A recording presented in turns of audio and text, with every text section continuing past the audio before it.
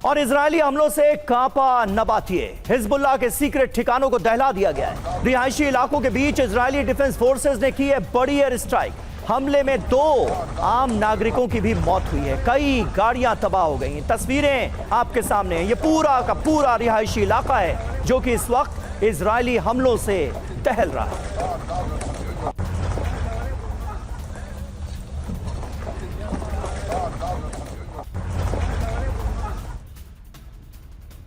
और इजरायली सेना उड़ाएगी लेबनान की विशाल सुरंग। जी हां, ये बहुत बड़ी खबर है और मैं चाहूंगा सुमेरा खान की भी इस पर एक प्रतिक्रिया। सुरंग में धमाके से आ सकता है भीषण भूकंप। रिक्टर स्केल पर 3 तीव्रता के भूकंप की आशंका है। 25 मीटर की गहराई में बनी है यह सुरंग। इजरायली धमाके की चेतावनी से लेबनान में दहशत है। कहा जा रहा है कि अगर यहां पर धमाका हुआ तो वो धमाका इतना ताकतवर होगा, इतना जोरदार होगा कि भूकंप आ जाएगा।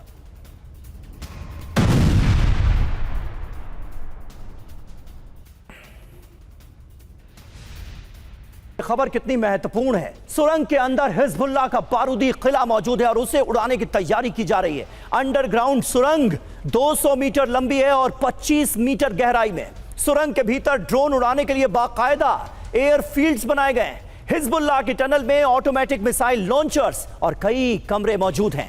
इजरायली सेना इस पूरे के पूरे ढांचे को अभूतपूर्व और खतरनाक बता रही है। हिजबुल्लाह ने इस सुरंग में भारी तादाद में हथियार जमा कर रखे हैं।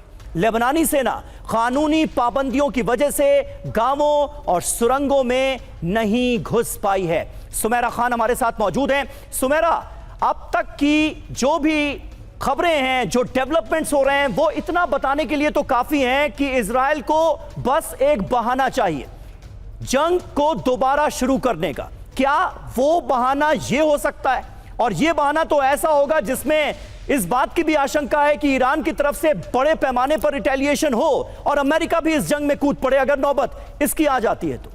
समीर, देखिए, ये होगा या नहीं ये आज की तारीख में तो नहीं कहा जा सकता, लेकिन ये खबरें हैं कि ऐसा कर सकता है इजराइल। लेकिन आपको ये समझना होगा कि ईरान क्या सोचता है, इजराइल जो कर रहा है लेबनान में उसके बारे में, और इजराइल के भीतर क्या सोच है। तो इजराइल के भीतर ये सोच है कि वो पीछे नहीं हटना चाहते हैं। वो जाहिर सी बात है अपने ज़्यादा से ज़्यादा बड़ी उपलब्धि हासिल करना चाहते हैं इससे पहले कि उन्हें पीछे भी हटना पड़े और उन्हें ये जो हमले वो कर रहे हैं इसे रोकना पड़े।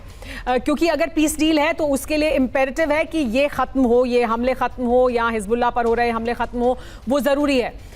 डील नहीं होगी, अमेरिका भी दबाव बना रहा है, तो इजराइल ज्यादा से ज्यादा बड़ी उपलब्धि हासिल करना चाहता है जिसे वो अपने मुल्क में, अपने देश में बता सके कि देखिए हमने ये करा और हमने इस तरह से खत्म कर दिया, तो वो कुछ बड़ा कर सकते हैं। लेकिन सवाल ये भी है सुमेरा कि ईरान किस हद तक साथ देगा हिजबुल्लाह का? क्या अगर इतने बड़े हमले होते हैं तो ईरान दोबारा जंग शुरू कर पाने की स्थिति में है, अमेरिका से मुकाबले की स्थिति में?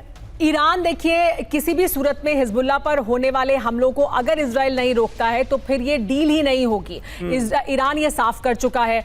ईरान के भीतर एक अंडरस्टैंडिंग ये है, एक समझ ये है कि इजराइल बहुत आसानी से पीछे नहीं हटेगा या इजराइल बहुत आसानी से इसे नहीं रोकेगा। लेकिन इजराइल, ईरान के भीतर जो अंडरस्टैंडिंग है वहाँ के पावर स्ट्रक्चर में वो ये है कि एक उनके पास हॉर्मुज है जिसे वो बंद कर सकते हैं, फिर कह सकते हैं कि देखिए हम डील पे आगे नहीं बढ़ेंगे, हॉर्मुज हम बंद रखेंगे। और दूसरी फिर दुनिया से प्रेशर आता है, फिर अमेरिका से प्रेशर आता है, तो वो एक वजह है जिससे काम हो सकता है।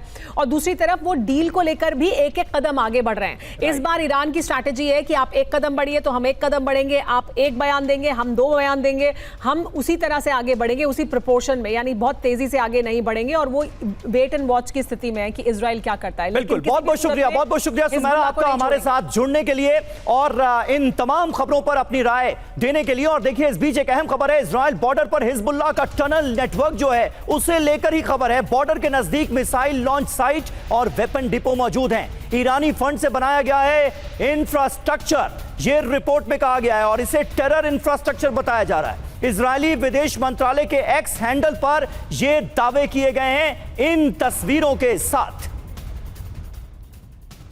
तो बॉर्डर पर हिजबुल्लाह का टनल नेटवर्क, उत्तरी इजराइल में लगे बॉर्डर के नजदीक ये सुरंगें बनाई गई हैं और इसकी कुछ तस्वीरें इजराइल की तरफ से साझा की गई हैं। बाकायदा टनल नेटवर्क कैसे काम करता है यह दिखाया गया है। नॉर्थ इजराइल से लगे बॉर्डर के नजदीक ये सुरंगें बनाई गई हैं। इजरायली फॉरेन मिनिस्ट्री की तरफ से ये पोस्ट की गई है। पहाड़ों के नीचे कैसे मिसाइल लॉन्च साइट्स बनाई गई हैं, कैसे बड़े बड़े वेपन डिपो बनाए गए हैं, यह बताया गया है। इजरायली बॉर्डर के पास इस तरह के कई अंडरग्राउंड कमांड सेंटर होने का दावा किया गया है। इजरायली बॉर्डर के बिल्कुल नजदीक इस तरह के इंफ्रास्ट्रक्चर, इस तरह के ढांचे नजर आ रहे हैं। ईरान की मदद से बनाया जा रहा है टेरर इंफ्रास्ट्रक्चर, यह इस रिपोर्ट में कहा गया, टेरर इंफ्रास्ट्रक्चर।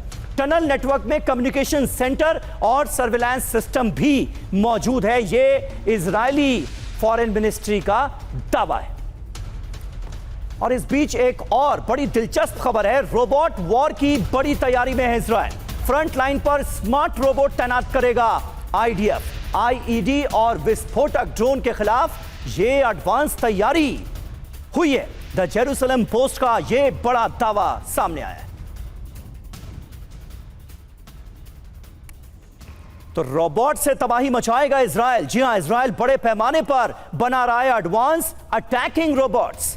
सभी फ्रंट लाइन पर स्मार्ट रोबोट तैनात करेगा इजराइल। इजरायली डिफेंस फोर्सेस की बड़ी तैयारी है। लैंड माइंस और विस्फोटक ड्रोन से निपटने की रणनीति पर काम किया जा रहा है। इजराइल का रक्षा अनुसंधान और विकास निदेशालय ये रोबोट्स बना रहा है। वॉर जोन की मॉनिटरिंग के लिए रोबोटिक सिस्टम तैयार किया जा रहा है। रोबोटिक फ्लीट में सर्विलांस और अटैकिंग रोबोट्स मौजूद होंगे। आईडीएफ के कब्जे में 1 इंच जमीन भी नहीं रहने देंगे।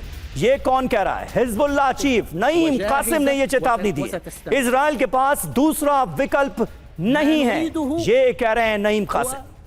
हौसले और ज्यादा बुलंद हो गए।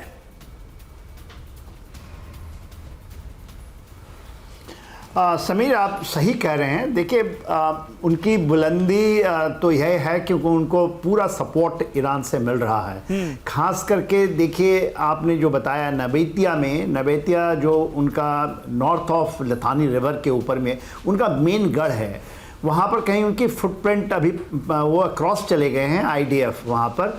और ख़ास करके जो बुआ फोर्ट कैसल का इलाका है उसमें। और ये ईरान जो इज़राइल था इसमें 1982 से 2000 तक इसमें रहा है, इस इलाके में रहा है पूरे उनकी। मगर अभी जो हिजबुल्लाह का जो मेन चीज़ें आप देख रहे हैं, हिजबुल्लाह बेका वैली के अंदर में पीछे की तरफ वो काफ़ी अच्छी तादाद में है। उनकी सप्लाई चेन खुली हुई है ईरान के तरफ से, सीरिया के थ्रू आती है ये। तो ऐसा नहीं कि उनकी सप्लाई चेन बंद हुई है। जबकि सीरिया के अंदर में एक डोनाल्ड ट्रंप मानते हैं कि शायद वहाँ से उनकी ब्लॉकेड लगाए, मगर वो उसको चीज़ें मिल रही हैं। और हिजबुल्लाह जो है उसकी तादाद बड़ी है। रिजवान फोर्स जो उनकी एक सोसाइटल फोर्सेज है रिजवान, वो बहुत एक्टिव है। आपने बताया कि जिस तरह से इजराइल कर रहा है, ठीक है, उन्होंने पूरी ज़मीन को पकड़ ली है, पहले भी रहे हैं और लंबे समय रहे हैं। 82 से 2000 तक थे इसी इलाके में, पूरी इनका कब्जा था। मगर ब्लू लाइन खास करके जो इनिफिल आने के बाद बड़ी जो सरप्राइजिंग चीज़ें हैं वो जो टनल उन्होंने गाजा में बनाया, उन्होंने अब ब्लू लाइन के साथ साथ और वहाँ पर यूनाइटेड नेशन की फोर्स रही है उसके साथ इन्होंने जो बनाया है। और पूरा का पूरा इतना डीप इनसाइड, आपने बताया कि मेरे ख्याल से कोई 200 मीटर की टनल जो कि 25 मीटर अंदर है उसको उड़ाने की वो तैयारी कर रहे हैं। बिल्कुल। तो इसी बीच में देखिए लेबनान के प्रेसिडेंट का भी आ गया है कि उनको हटना ही पड़ेगा। एक अमेरिका से आया है खास करके मार्को रूबियो के और जेडी वैंस का, कि हम डायरेक्ट टॉक कर रहे हैं लेबनान से, हम हिजबुल्लाह से नहीं डायरेक्ट टॉक करेंगे और इजराइल के थ्रू नहीं करेंगे ये। तो देखिए परिस्थितियां तो बदल रही हैं, मगर मेरा ये मानना है जिस तरह से इन्होंने 2000 में हटे थे, लंबे समय तक रहे थे, 22 साल तक वहां रहे थे, इनको इस बार हटना